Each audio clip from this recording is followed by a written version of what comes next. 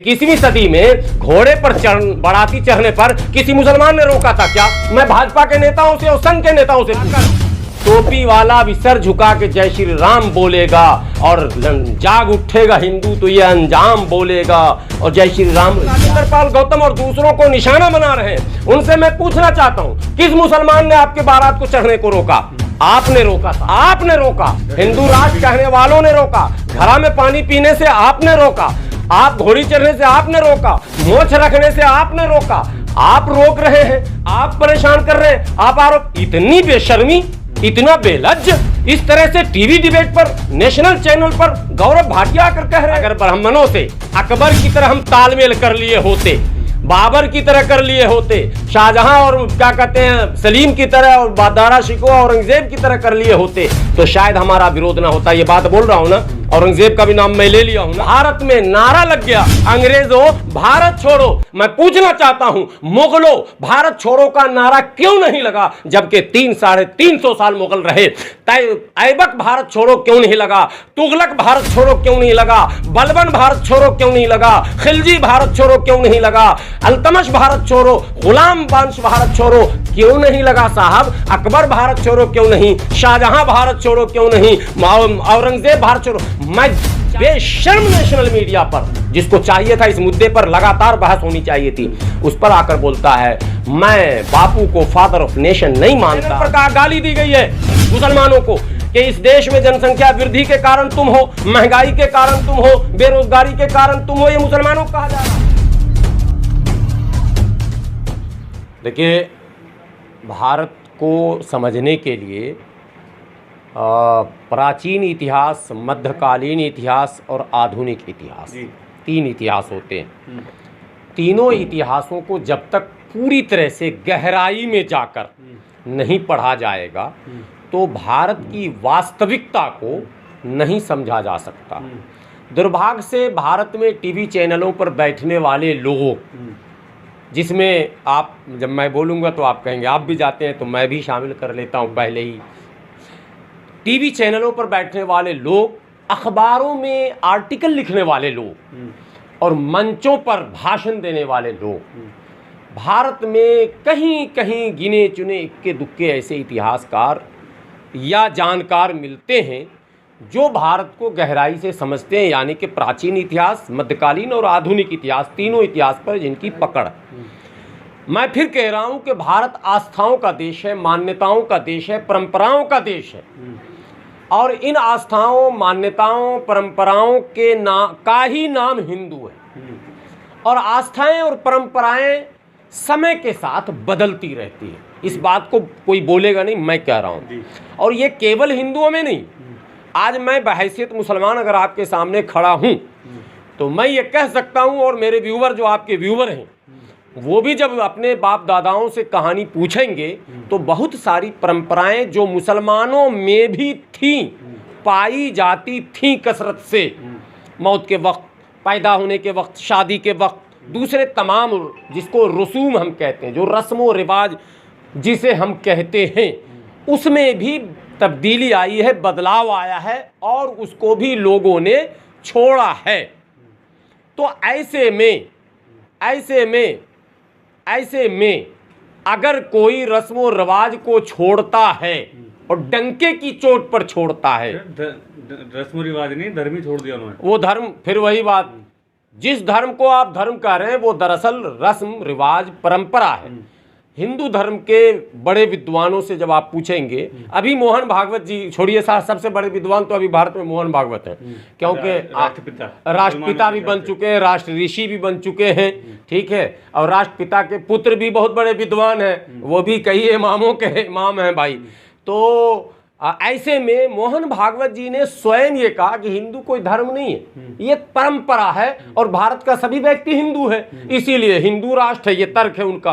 तो भैया, तो आप स्वयं कह रहे हैं कि हिंदू धर्म नहीं है, एक परंपरा है। तो परंपराएं तो बदलती रहती हैं और परंपराओं को बदलना भी चाहिए। दुनिया जैसे जैसे बदलेगी, परंपराएं वैसे वैसे बदलेंगी और सबकी बदलती हैं। ये पूर्ण प्रकृति का एक माने वो चक्र है जो चलता ही रहता है, इसको कोई रोक नहीं सकता। एक बात हो गई।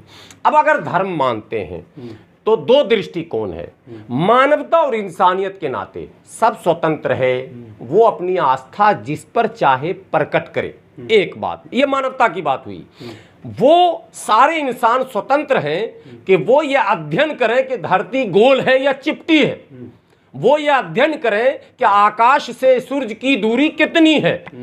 जिसने अब तक अध्ययन करके हमारे सामने फार्मूला रखा है और जिन वैज्ञानिकों के फार्मूले को आज हम आधार बनाकर अपना पक्ष रखते हैं, वो वैज्ञानिक अंतिम लकीर खींचकर नहीं गए हैं।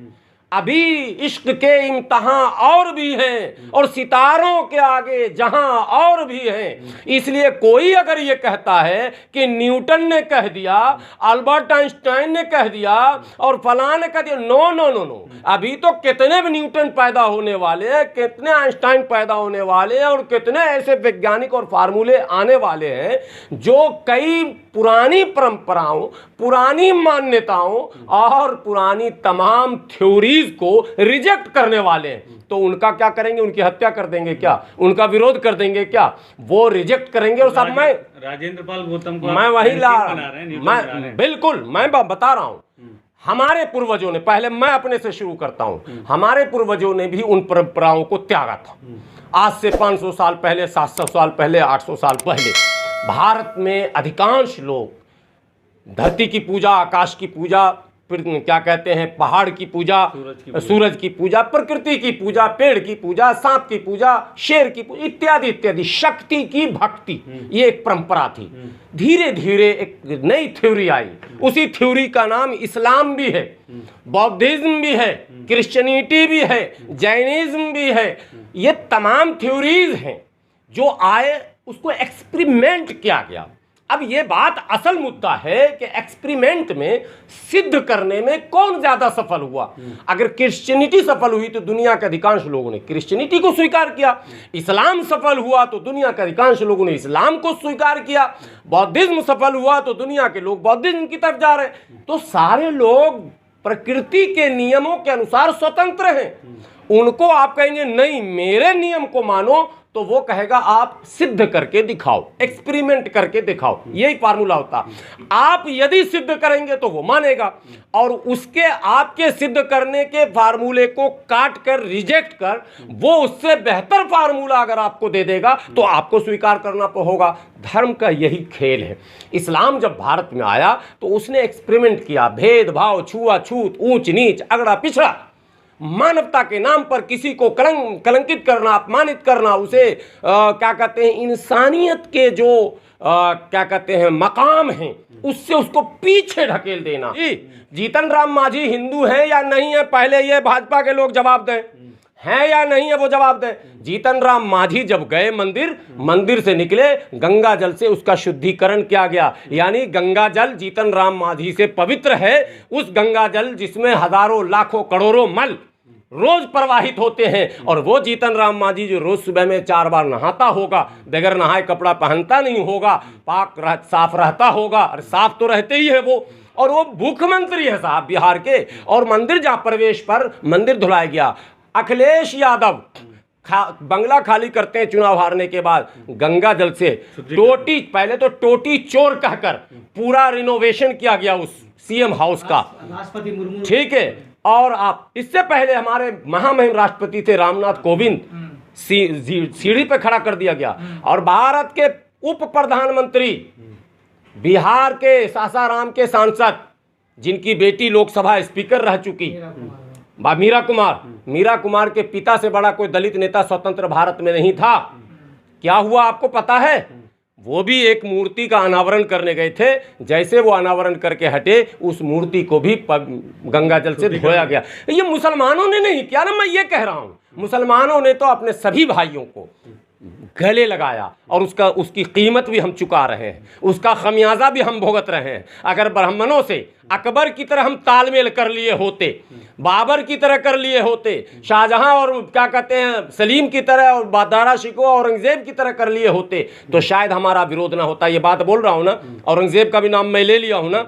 इन सबों के इतिहास को उलट के सही ढंग से अगर पढ़ लिया जाए तो जो अपर कास्ट हिंदू थे, यानी ब्राह्मण क्षत्रिय, इनका जबरदस्त इनसे गठबंधन था। और यही कारण है कि अंग्रेज सिर्फ 100 साल सही ढंग से हुकूमत नहीं किया, भारत में नारा लग गया अंग्रेजों भारत छोड़ो। मैं पूछना चाहता हूं मुगलों भारत छोड़ो का नारा क्यों नहीं लगा, जबकि 300-350 साल मुगल रहे।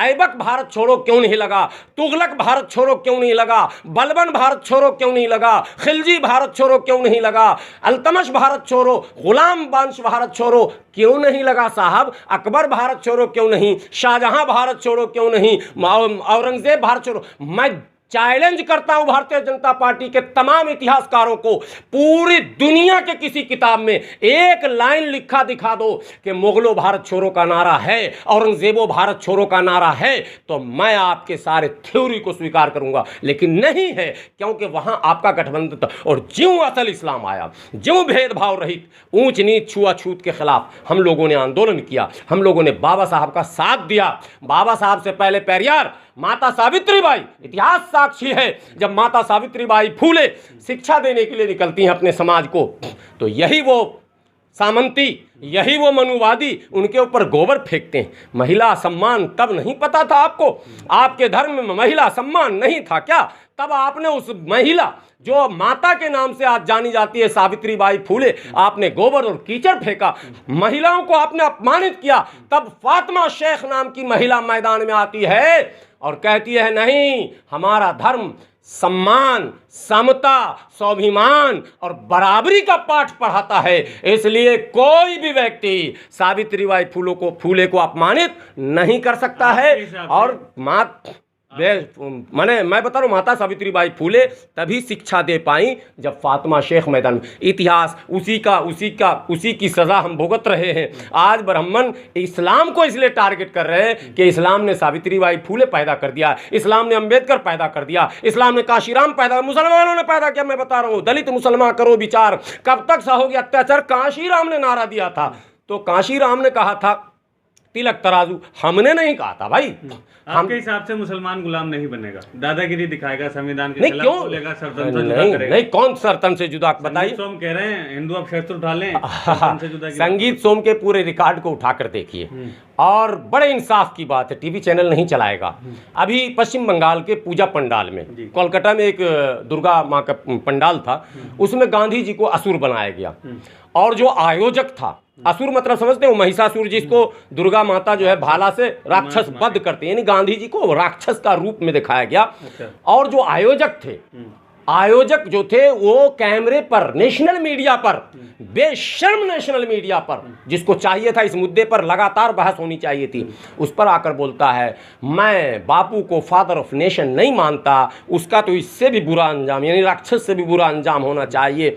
आप बताओ क्यों ऐसा हुआ? इसलिए कि 1947 में पार्टीशन के वक्त जब बंगाल में ज़बरदस्त हिंदू मुस्लिम राइट्स हुए, उस कॉमनल राइट्स के खिलाफ राष्ट्रपिता महात्मा गांधी नौदा खाली जाते हैं, यानी बंगाल, और वहां जाकर वो अमरन अनशन करते हैं कि जब तक तुम लड़ना नहीं छोड़ोगे, मिलकर नहीं रहोगे, तो हम दम तोड़ देंगे, जान दे देंगे, हम अन्न और जल ग्रहण नहीं करेंगे।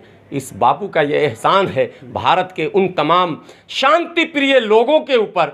ये अशांति फैलाने वाले लोग बापू को राष्ट्रपिता नहीं मानेंगे, ये टापू को राष्ट्रपिता मानेंगे, उस गोडसे को जिसने हत्या कर दी, उसको ये राष्ट्रपिता मानते हैं। इस देश में गोडसे की रैली निकाली जा रही है, गोडसे की तस्वीरों के साथ शौर्य दिवस मनाया जा रहा, कोई कार्रवाई नहीं हो रही है। आप ये बताओ कि बड़े बड़े कार्यक्रम में कहा जा रहा कि एक एक हिंदू 20-20 हज़ार मुसलमान को मारने की कसम खाए, ये रिकॉर्ड में है या नहीं है?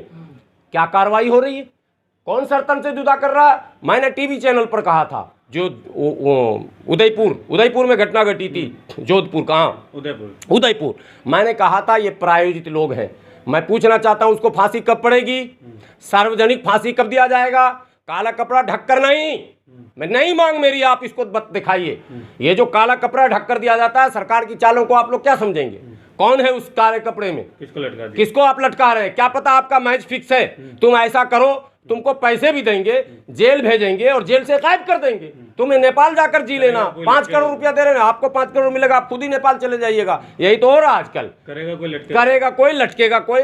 मैंने कहा ये सब फिल्मों में दिखाए जा चुके हैं। फिल्मों में मुख्यमंत्री भी बदलते आपने देखा होगा। संगीत सोम पे कार्रवाई होनी चाहिए। संगीत सोम पर कार्रवाई, संगीत सोम को तो फांसी की सजा होनी चाहिए थी। उसने जितना द्वेष घृणा फैलाया है। हिंदू राष्ट्र में उनके लोगों को राजेंद्र पाल गौतम बना दे रहे हैं बहुत, और मुसलमान जो है उसमें साजिश रच रहे हैं। नहीं, हिंदू राष्ट्र न था भारत, कभी नहीं था। अभी तो कहा है सर मोहन भागवत जिस दृष्टि में कर, मैं यही पूछ रहा हूँ कि एक बार बोले ना कि कौन सा हिंदू राष्ट्र, वो तो घुमा देते हैं बात को कि नहीं संविधान ही रहेगा, हिंदू राष्ट्र का मतलब यहाँ सब हिंदू है इसलिए हिंदू राष्ट्र है, ये कहना उनका। यही समस्या नहीं है आपसे, आप लोग जनसंख्या भी बढ़ा रहे हो इसलिए परेशान। हाँ, ये बातें बहुत सही आपने कही है। मोहन भागवत जी ने इस ओर इशारा भी किया है, लेकिन मैं कल ही एक चैनल पर था, बड़े चैनल पर, और यही इशू था, तो मैंने साफ शब्दों में कहा कि देखिए कोई भी पॉलिसी अगर देश के लिए बनता है, सब के लिए सब शब्द है, तो उसका स्वागत किया जाएगा।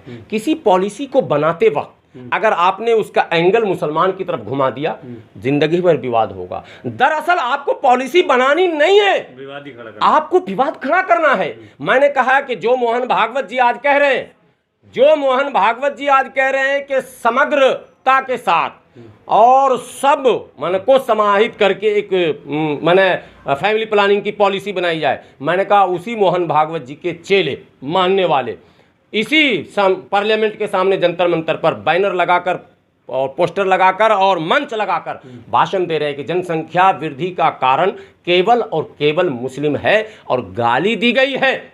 मैंने कल चैनल पर कहा गाली दी गई है मुसलमानों को कि इस देश में जनसंख्या वृद्धि के कारण तुम हो, महंगाई के कारण तुम हो, बेरोजगारी के कारण तुम हो, ये मुसलमानों को कहा जा रहा, और तमाम तरह के अपराधों के बढ़ने के कारण भी तुम ही हो। तमाम तरह के जो अव्यवस्था है, जो लॉ एंड ऑर्डर डिस्टर्ब हो रहा, इसके कारण सिर्फ तुम हो।